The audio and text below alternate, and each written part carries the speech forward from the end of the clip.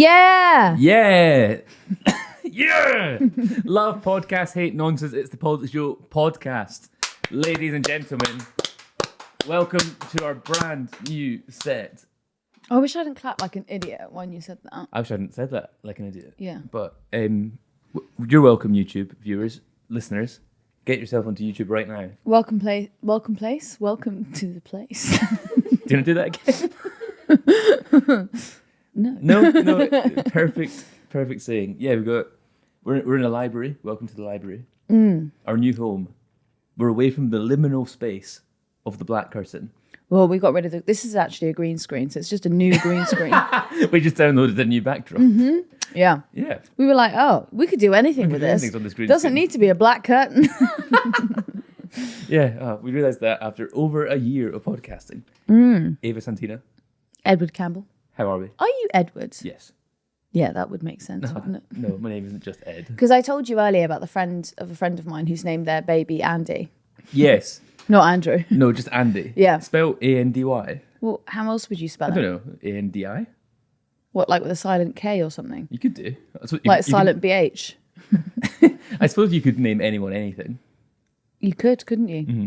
As Elon Musk has demonstrated. Yeah, you can. Is it in Denmark or something? They have a committee to make sure it doesn't humiliate the child. Oh, really? I think so. I think they have do you know what that is? Nanny state. Yeah, I was seeing that there was a girl complaining on what's it called? What's that thing that you're all doing at the moment with the football online? Fantasy football. Yeah, and she got her name banned, and she was complaining about it, and she was like talking to the organizer, like, What was the name? suck on these nuts. But she was like, why not? Yeah, I suppose you couldn't call your child sack on these nuts. Well, it would be offensive to children who've got a nut allergy. It would be, and we need to be Not that mindful. you'd care. a full circle moment, a callback. Yeah, I feel I've not done this for ages. I've not, to be fair. you can't tell. Get fucked. How was? You got a really good trainer and sock combination on today. Thank you. Do you want to show them? Yeah, go on. You're getting this for free, fellas. Bang. If you click to remove. Yeah. How was you were on Laura Kunzberg? Yeah. You were in Spain. Yeah, it was, but one's much more interesting than. I know. How was Spain? It was good. Yeah, it was nice, hot, famously. Sunsets were amazing. Yeah? Romantic? Yeah, lovely romantic holiday with my mum and dad. Sitting, watching the sunset. Yeah, how did you have a romantic time with Laura Kunzberg? Yes. Excellent. That was a big boy panel you were on. I know. It was quite. I don't know, there's something really funny about sitting next to a former commander, Yeah. guy who worked at NATO. Yeah. And he's being asked about Ukraine, and then they're like, and Ava, do you agree with that? And I'm like, well, thanks for asking. I thought he was droning on a little bit too long. Yeah. Oh. Missiles. I actually disagree entirely with what that guy said. Yeah. This guy wouldn't know how to, long range a missile. Absolutely not. I know. It's quite funny because it's the nature of these programs that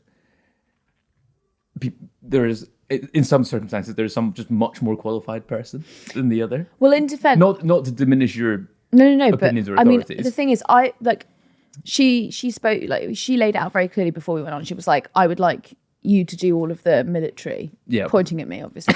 No, yeah, at the commander. Then she was like, I'd like you to talk about Westminster and the politics of doing all of this. And I was like, I understand our roles now. Yeah, because I was going to go full in with strategy. I've actually been looking at these blueprints. Yeah. I've been looking at the satellite imagery of the positioning on the Ukrainian front. Well, on the way there, because I'd neurotically read all day on Saturday, everything, but gone in too deep with reading things. Then on the way there, I was just talking to my boyfriend about the Kursk region or whatever, and he was like, I don't think you should say any of that. And I was like, it was actually really good. He said that to me. I was like, you're right, I shouldn't. It's the most recent thing you've read. It's just the most present thing in your mind. Yeah. No, full up. I was I had maps up and shit on Saturday. Didn't need to do any of that. No. Just had to do what I normally do, It which would- is text Labour MPs and go, what do you reckon? It would be very funny if they had just like completely misunderstood your qualifications and you were forced. And you know, like the guy who had gone to the BBC for a job interview, Yeah. and then was put onto BBC News. You're Yeah. like, we're here with Ava Santina, the Supreme Commander of NATO. Current. Yeah. How are you otherwise? Yeah, I'm all right. Good. Yeah. Starmer's with Meloni. Starmer's with Meloni. Speaking of romantic, Speaking of romance, he's in the Speaking of- city of love. that'd be nice. They've laid out a red carpet in Rome that the two of them have just walked down. Yeah. Who goes to these things? Well, Starmer and Meloni, I think. No, but apart from that, who's like waiting, clapping to see Keir Starmer arrive in Rome? Probably anyone with a vested interest in politics. I know that might be hard for you to conceive of. So, are you regularly attending diplomatic Stakeholders, diplomats, walks? Okay, people who, you know, whose jobs depend on whatever they decide on today. interesting. If there's going to be a renewed Anglo-Italian partnership, the diplomats probably want to know about that. But I don't think diplomats are the ones standing just watching, like you would like a red carpet. That's what I was yeah. asking. I wasn't like I wasn't asking who cares about Italian Anglo relations. Okay. I understand why they're important, but I'm curious. You want to know who's on the carpet? I'm curious as to see, like, you know, when you see world leaders attend summits around the world and there's people just like waving flags or whatever. I'm curious. I'm curious about those What, like people. when they go and see the Queen? Yeah. We actually haven't had the cabinet readout today, but not that information like that is normally in it. No, we didn't get it today. Why is Mr. Starmer with Meloni? Well, step up cooperation, key allies, migrant crisis. Italy are particularly pleased about getting the numbers down in the way that they have. And I suppose Keir Starmer is supposed to go and receive some of that wisdom. Basically, the main way that it tracks, like a lot of, like a main migration thoroughfare will be via Libya. A boat will go either to Turkey or to the bottom of Italy. You'll find a lot of people on the edge of Sicily. And then a lot of those gangs will then either take them onward or likely they'll travel up Italy and then into the rest of Northern Europe from there. Once they've gotten into Italy, that's sort of the main progress route for people to reach Calais to then attempt to reach the UK. And so I think that this renewed partnership is talking about stemming that flow, because they can't come up with any other ideas, like, I don't know, putting a processing centre in Calais. It's also as well, they're saying they're looking to emulate the Italians' asylum processing centres in Albania as well. Which, This is a real false flag, though, this story. a false flag. Well, you told it correctly, which is processing. Yeah. But a lot of the right-wing hacks in this country have decided that actually we're just taking on the Rwanda plan. Yeah, it's Sorry, not. other It's countries not. are. It's not the Rwanda plan. It's not the Rwanda plan No, at 'cause all. the Rwanda plan was you'd be processed and then sent after your claim's been processed, you'd be sent to live in Rwanda. The processing done in Albania is you're processed in Albania, and you might be returned to your home country. You're not sent to live permanently in Albania. A lot of the so the problem that you had with Rwanda, the reason why that was the sort of hard and fast rule that people would be resettled there rather than have their claims reconsidered, is that it's likely that a lot of the people who cross the channel, the asylum seekers, would have a valid claim to asylum in the UK.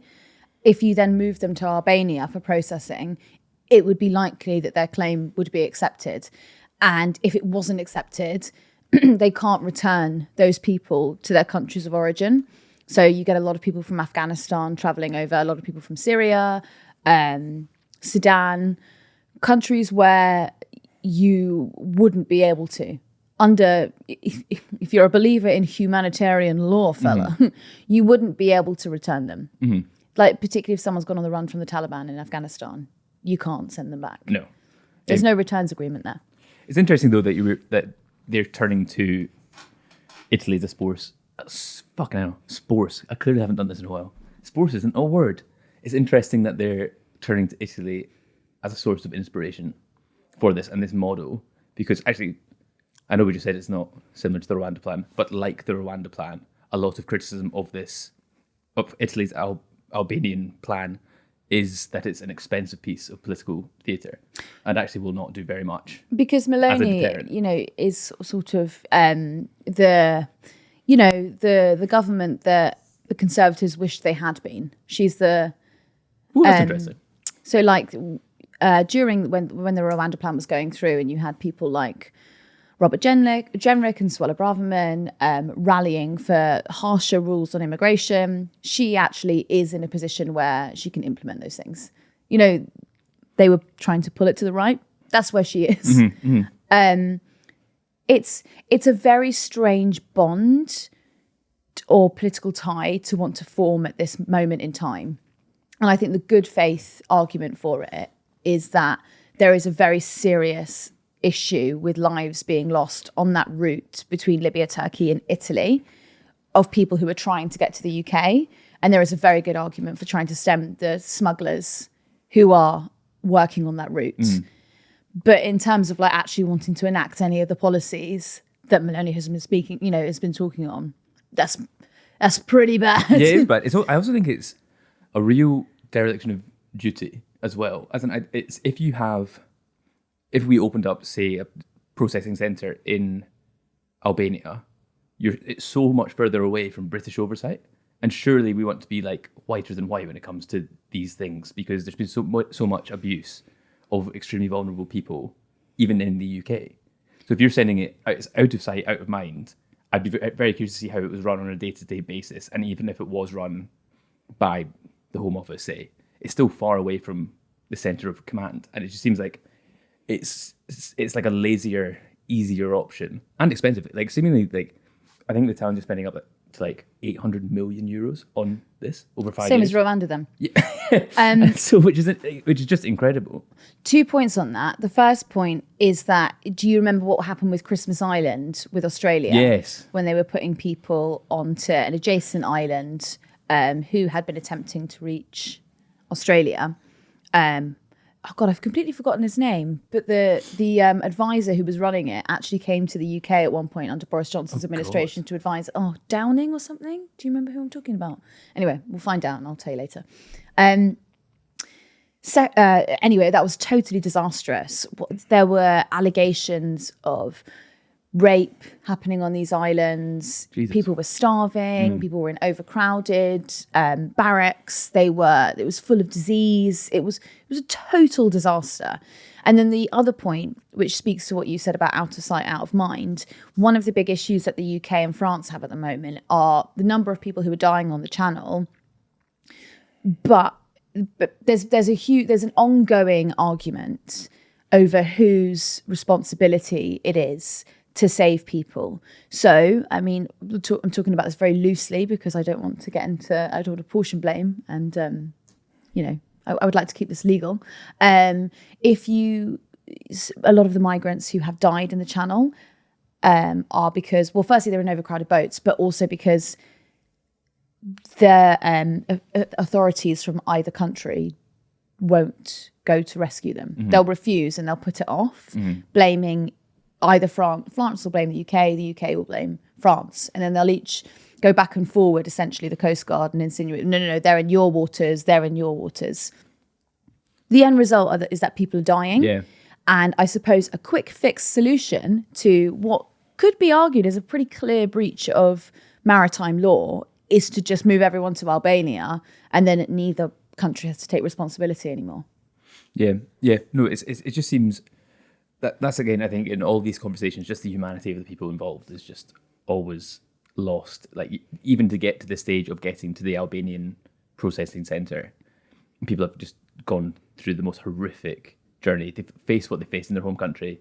It's been so horrific and intolerable that they decided to risk their lives, put their faith in the hands of people like criminal gangs, people smugglers, and then they'd be put in incredibly even more vulnerable situations in a place they don't know, with in the hope of a better life. And I just think we just need to keep in mind the cruelty of this and the lack of humanity with which people talk about it. Yeah, absolutely, the cruelty. I think I was listening to Lammy yesterday at the beginning, David Lammy, at the beginning of one of his interviews, he was asked about the deaths in the Channel that had happened that morning. Again, overcrowded boat. It's not safe to cross the Channel in a dinghy. And again, authorities debating over whose role it is to go and save them. And he said, look, this is incredibly sad. Yeah, it is incredibly sad. But what I'm wondering is, at what point does a government become culpable for the deaths that are occurring in the Channel? Because we know people are crossing the Channel. We know that they are taking that dangerous journey, and we know that it's not safe.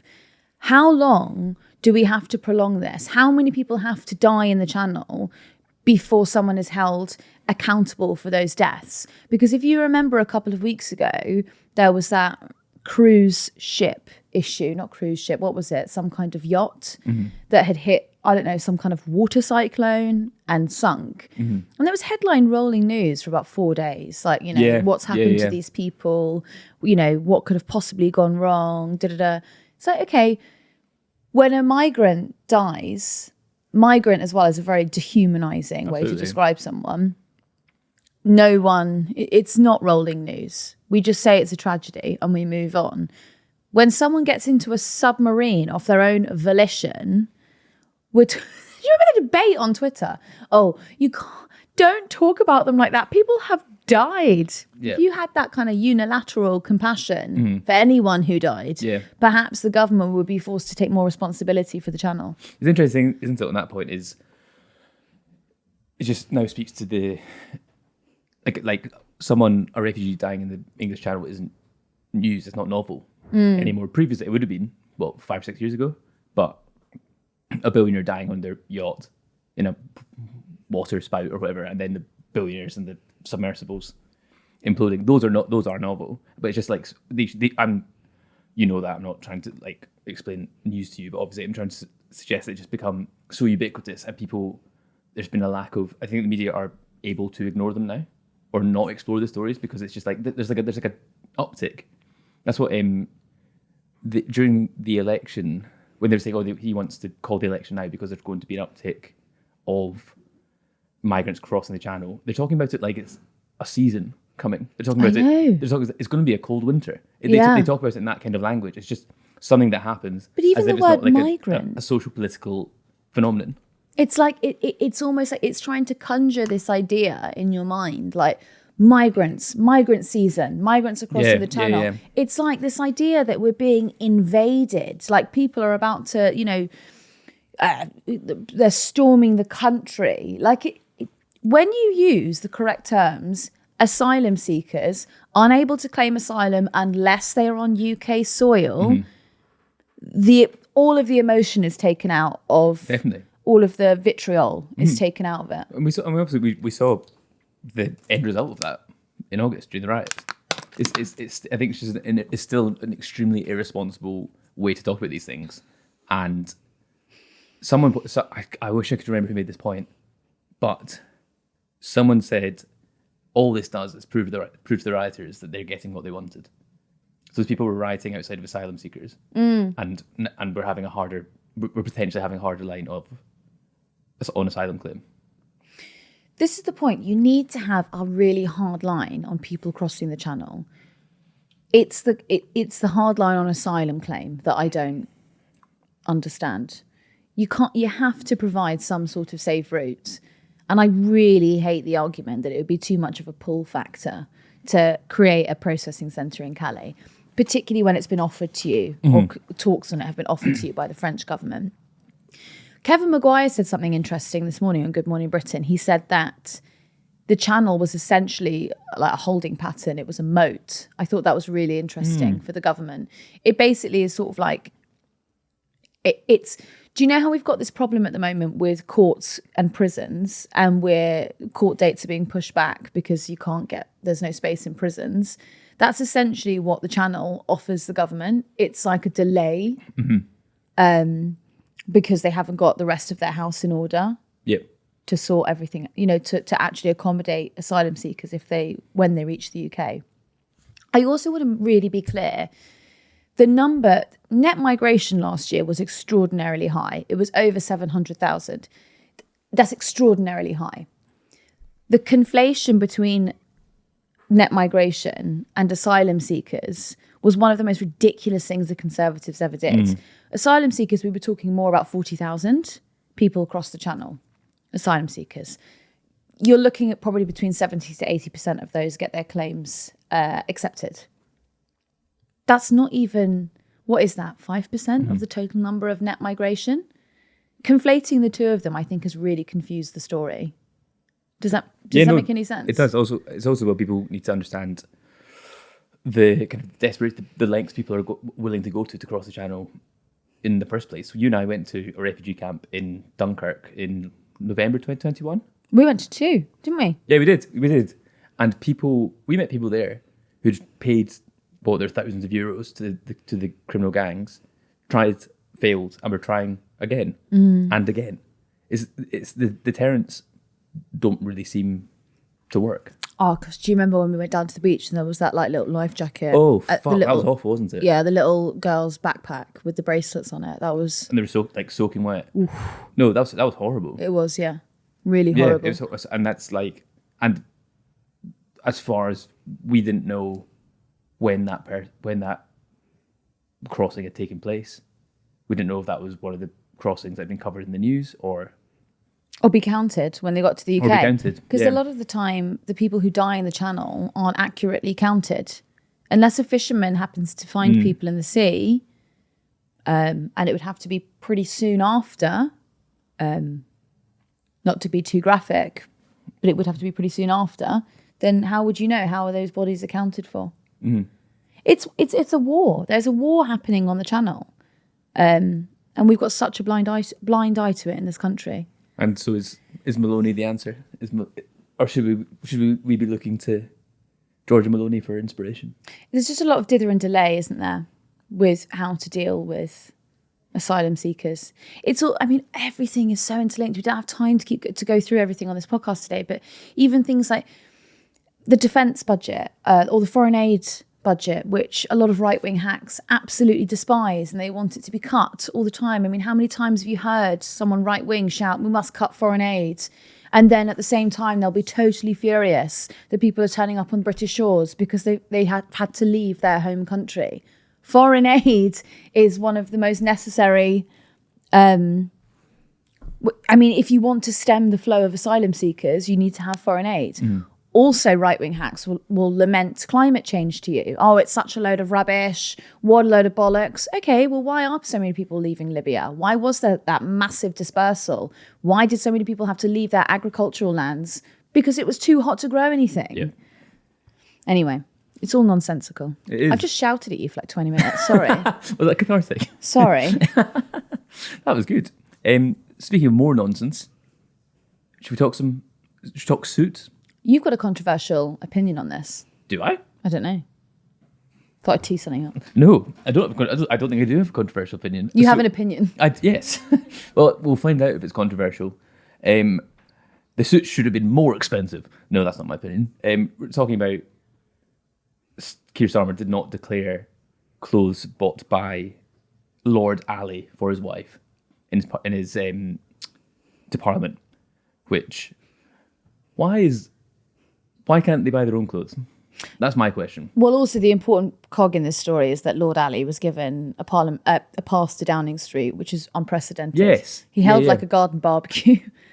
At Downing Street? Anyone who trivialises that, by the way, I'm sorry, but you're totally nuts. Like, if you think it really is okay to donate to a political party and then be allowed to hold events in the Downing Street back garden, you're not allowed in this. You're not allowed in the conversation anymore. That's incredible. Piss off. No, it's like trivialising. Like, yeah, of course it is. No, that's like, that's insane. Let's just have all corruption. I love it. That's what was it? Lammy's defence was, unless you're a billionaire like the last one, you need to rely on political donations so you can look your best in the hope of representing the country, which is total bollocks. Like, Keir Starmer earns a lot of money. He was the Director of Public Prosecutions. Do you think we're supposed to believe he can't afford to buy top his own 1% clothes? of earners he is, isn't he? Yeah, it's nuts. You and I buy our own clothes. You might. You were at that barbecue. Oh, no shit. Yeah, I do buy my own. Yeah. But, like, it's just, what do you... That's not a convention that we understand or believe or anything. No, and it's also it's really funny how like the commentariat clubbed together to say, I think that the Prime Minister should be allowed to be bought clothes. It's just, Would you climb out? Like, it makes him seem, I think it really infantilizes them. of course it does. But I think it's like, what do you mean this man in his 60s he has to wear clothes every day. can't buy his own clothes? What are you talking about? we all have to buy clothes. Yeah. Also, he's a man. He needs like maximum what? How many suits do you reckon? If you had to wear a suit every day, how many would you need? 5? Oh, I've got no. I think this is something like we should ask like manosphere TikTokers. You know, people who insist on wearing suits all the time, but they just look awful. We should ask them. Should we get Dave on the phone again? How many? Do you wear? I don't know. I actually don't know. I don't wear a suit every day. No, neither. Maybe I should start. I would love it if you came in a suit every day. Would you? Yeah. I think it would bring like a feeling of decorum to the office. Which is sorely lacking. That's what I've noticed in my absence, is that decorum's been thrown out the fucking window. Oh no, we've been is decorum. All we've been is decorum. Is the adjective decorous, or is it just you've just been decorum? I don't know, Latin boy, you tell me. No, I don't speak Latin, sadly. I wish I did. No one does. It's a dead language. You just translate it. So true. Thank you. You haven't been very decorum since in my absence. I hear you've been bullying producer Laura. No, I haven't. She's been bullying me, if any.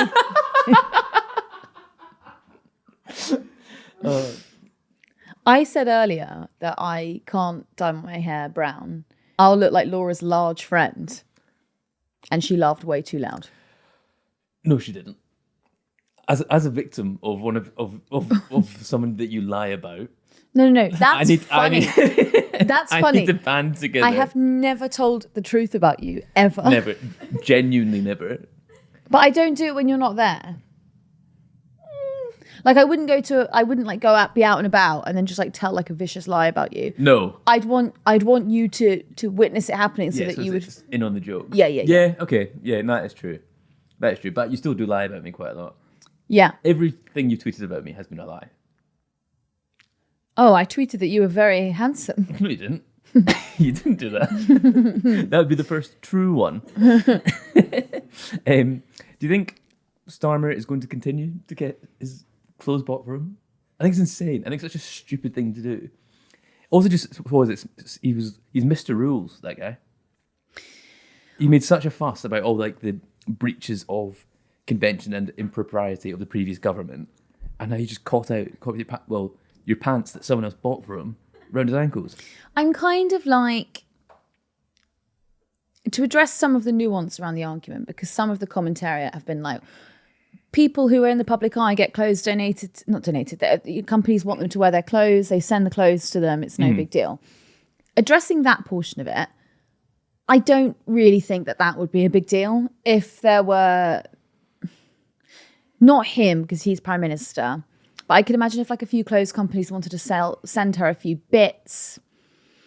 No, I can't. I actually don't agree with that at all. I really don't think politics at all should be entwined with that. I think the nuance there is if they weren't owned by a member of the House of Lords. No, because the problem is... there isn't. No, I don't believe that. Yeah, because if I sent like you were Prime Minister, like an Armani suit, and I was on the board of Armani, and I wanted like extra, I don't know, I wanted planning permission to extend one of my factories. Yeah. And you were seen out with an Armani suit that was donated to you. No, you're right. You're right. I think it should be really church and state with things like that. I think it's just such a dumb argument as well, being like, he can't, because he's not a billionaire, he can't afford his own clothes. If he gave up the arse, if he can't afford his own clothes, first thing you could do is give up the Arsenal season ticket. Yeah. Because if you physically can't afford to put clothes on your back, we don't know if you should have. Yeah. What if he's like, they just got that new cat as well, didn't they? So that's expensive. What? Pet insurance. Do you know what I mean? In this economic climate. Well, the economic climate is apparently he can't afford to clothe himself. You know, like we've never seen Starmer's children. Is that because they were wearing rags? Yeah. They've never been clothed. That's why they can't be photographed. Just wearing like a barrel with straps. Lord Ali actually went into Downing Street and went, "Oh my God, no one's got any clothes on." Blank check. Yeah. Get yourself to Harrods right now. Yeah. It was actually quite like a wonderful piece of philanthropy. Yeah. It's just a shame that it's been packaged like this. Yeah. It is a shame. Yeah, that is what. I actually did see something quite funny that I'd like to just talk about briefly on this. Oh, where is it? I've just seen that the SNP are calling for a fashion show or something. Hang on, where's the email? I've got it. That's okay. This is actually a bit of a. This is quite funny from them. SNP call for Catwalk Keir to donate designer clothing cash to charity. Catwalk Keir. That is good. Quite funny. Catwalk Keir. King of freebies, Starmer under pressure to hand over fashion fund. Who wrote this? That's very funny. That is good. Catwalk Keir is good. Catwalk Keir is very. There's also. All of it is just so painful. I can't believe that there are people out there who say that the Prime Minister would need to take donations for clothing. Yeah. No, it's not. Oh, why was he given £2,000 worth of glasses? How many pairs of glasses does he have?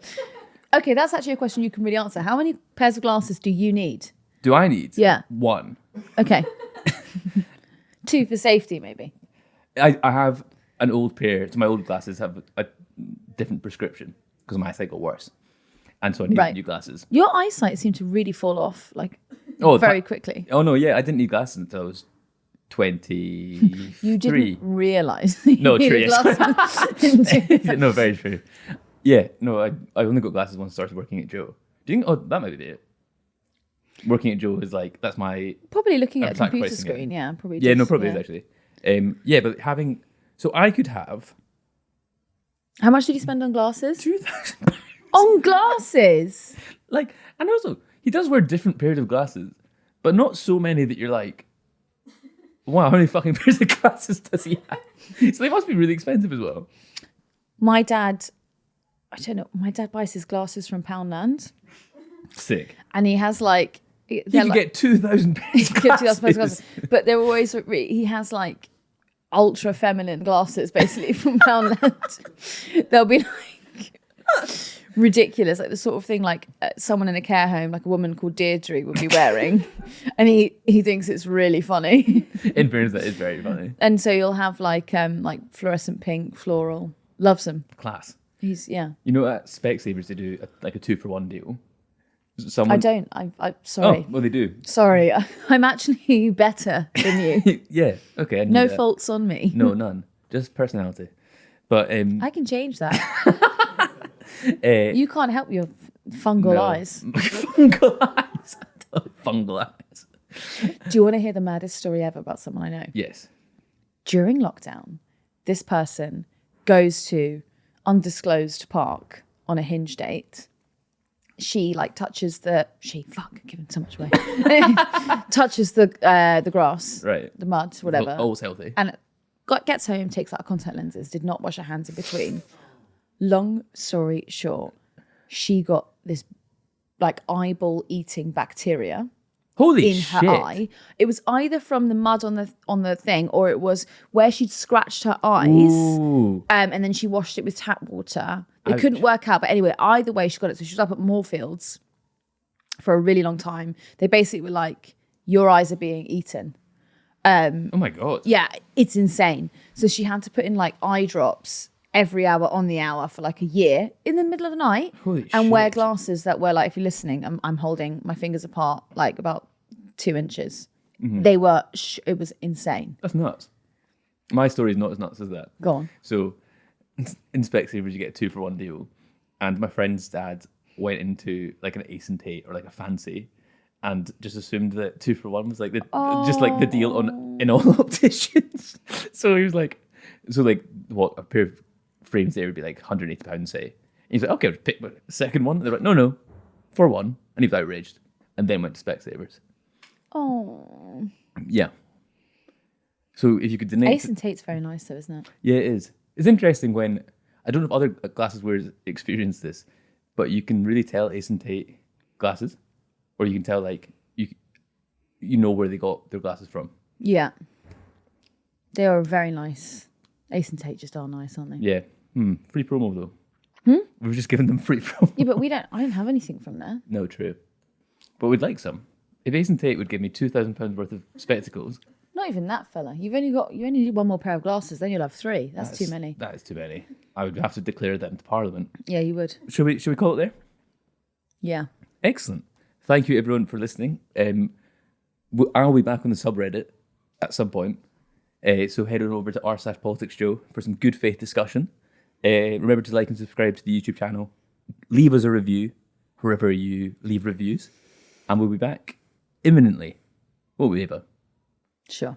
Thank you for listening. Bye-bye.